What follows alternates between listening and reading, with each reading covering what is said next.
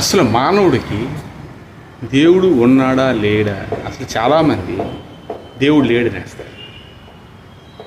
చాలా దేవుడు అసలు దేవుడు లేకున్నా ఈ సృష్టి ఉందా? ఉండదు. ఎందుకంటే ఒక బైక్ ఉందనుకోండి, ఆ బైక్ని తయారు చేసినప్పుడు ఉన్నాడు. ఒక కారు ఉంటే ఆ కారుని తయారు చేసినప్పుడు ఉన్నాడు. ఒక ట్రైన్ ఉంటే ట్రైన్ తయారు చేసినప్పుడు ఉన్నాడు.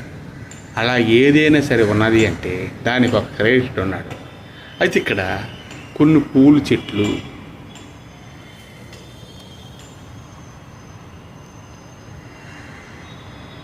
కొన్ని అలాగే మామిడి చెట్లు, కొన్ని ఎన్నెన్నో ఉన్నాయి.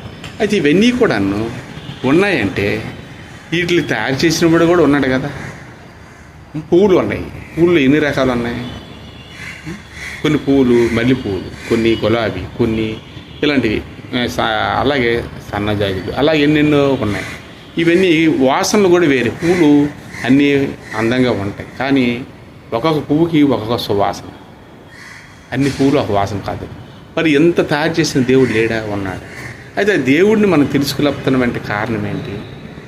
దేవుడిని తెలుసుకోవాల్సిన బాధ్యత ఉంటుంది. అది ఎలా తెలుస్తుంది ఏంటంటే ఉన్నాడు, లేడు అనడానికి కాదు. దేవుడు ఎందుకు లేడు? దేవుడు లేక సృష్టి లేదు. ఇవన్నీ తయారయ్యి ఉన్నాయంటే వాటిని తయారు చేసినప్పుడు కూడా ఉన్నాడని అర్థం. మరి ఆయన దేవుడు ఉన్నాడు. మరి ఆయన ఎవరు ఏంటి అనేది మనం ఎప్పుడైనా సరే మన జీవితంలో మనం బ్రతికేస్తాం. అలా దేవుడు ఈ దేవుడు అని ఏదో మొక్కించుకొని ఇది ఎందుకు మనం మొక్కుతాం దేవుడిని? మెయిన్ అంటే నాకు ఏదైనా చదువు రావాలి, నాకు ఆయన చిన్నపిల్లలు పాస్ అవ్వాలి అని, కొందరు జాబ్ రావాలి, నాకు ఇల్లు కట్టాలి, ఈ పెళ్లి చేయాలని, ఇవన్నీ అవ్వడానికి దేవుడిని మొక్కక్కర్లేదు.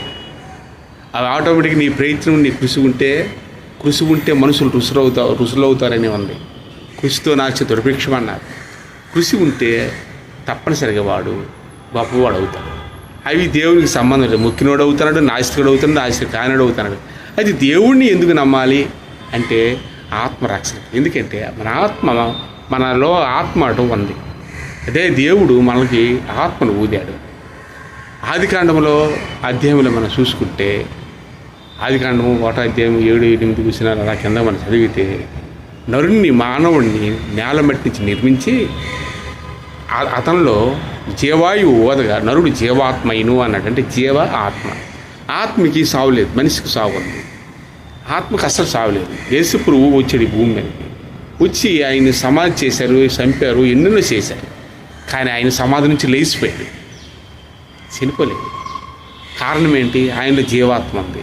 అయితే మానవుడు కూడా నన్ను నమ్మిన వాడు ఇలాగే లెగుస్తున్నాడు. అంటే మీ శరీరం పోవచ్చు కానీ మీకు ఆత్మకి సావు లేదు. అందుకే యేసు ప్రభువుని సిలువేయడానికి కొంతమంది బొట్టులు అందరూ వస్తుంటారు, బల్లెలు కట్గాలు అన్ని పట్టుకొని ఈయన సిలువేయాలి, నేను దేవుడిని అని చెప్తున్నాడు, ఇవన్నీ కాదట వేటని.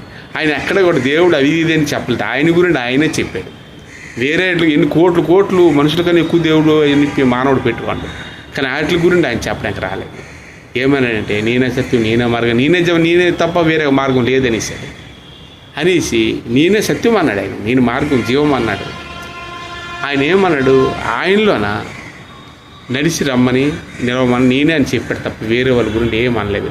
అయితే యేసు ప్రభువులో ఆత్మ అనేది ఉంది కాబట్టి సమాధి చేసి పెద్ద పెద్ద బండలు పెట్టినా అవి పగిలి ఆయన లేచి ఉన్నాడు. అది చూశారు చాలామంది. ఆ బండలు తవ్వి తీస్తే అందులోనూ ప్రభువు లేడు, ఆత్మతోనే ఆయన లేచి వెళ్ళాడు. అయితే నన్ను నమ్మిన వాళ్ళు కూడా ఇలాగే ఆత్మతోని పరలోకం వస్తారని యేసు ప్రభు చెప్పాడు. అంటే పరలోకం కూడా ఉందా లేదని చాలామంది డౌట్ ఉంది. మరి యేసు ప్రభువుని ప్రార్థించిన వాడు దేవుడు లేడు అంటే మనం దేవుడు అనుకుని ఏవేవో మొక్కి డబ్బు కోసం, ధనం కోసం అలా ఉండిపోయి కప్పకి నుయ్యే సముద్రం అంట. ఆ కప్ప ఏం చేద్దాం, నూతులో ఊడిపోతూ ఉంటుంది.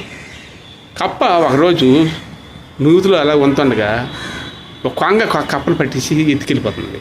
అది కప్ప అనుకుంది కప్పకి ఈ నుయ్య సముద్రం అనుకుంది.